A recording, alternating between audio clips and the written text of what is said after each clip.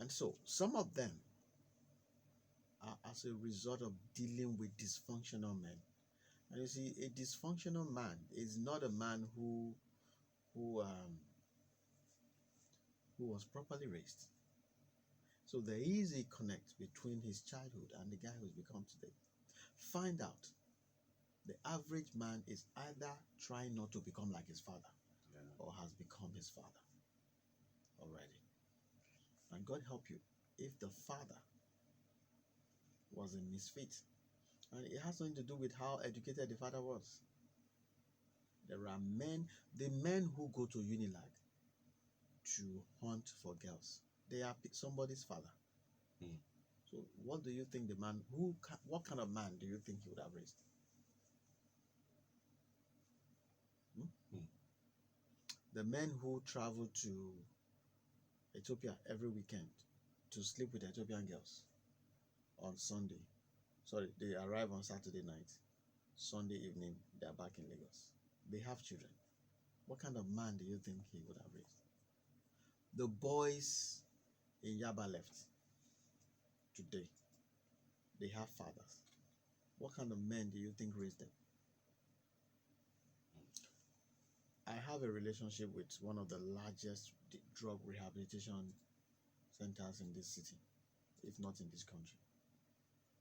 They churn out 100. They take in 100 inmates every 6 months. 100? Yes. Wow.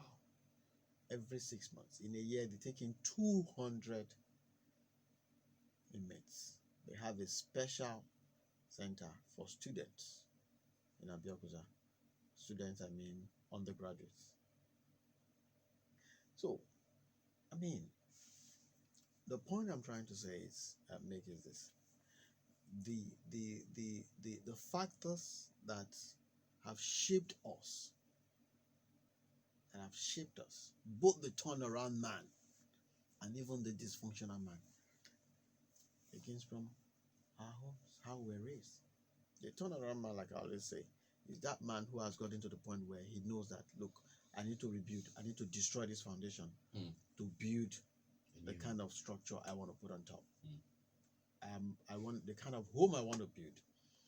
Is a palace, but this foundation, the palace cannot sit on it. It's going to sink, it's going to break.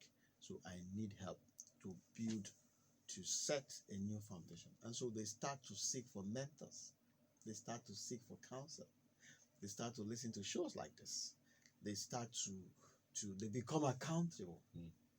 They start to trace where they're coming from, the programming, what has been installed in their system, so that they can uninstall it and in this place run a different program to prepare them for the kind of life they envisage.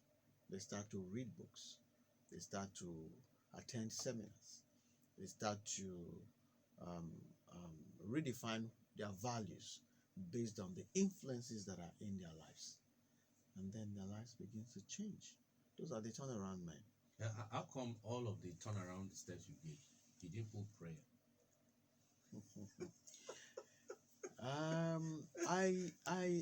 There is the spirituality of that. Yeah. You know, of course, for which prayer. But you see, the reason I don't always, I'm not quick to add prayer is you can't pray your way out of what you behaved yourself into. Yeah. You can't just wake up as a dysfunctional boy who has gone through a dysfunctional teenage life, and now you have arrived as a broken man. The help you need is to walk back and start all over again. And then prayer will now make sense, because obviously you need the help of God. But when you pray, God will send men. God will send men.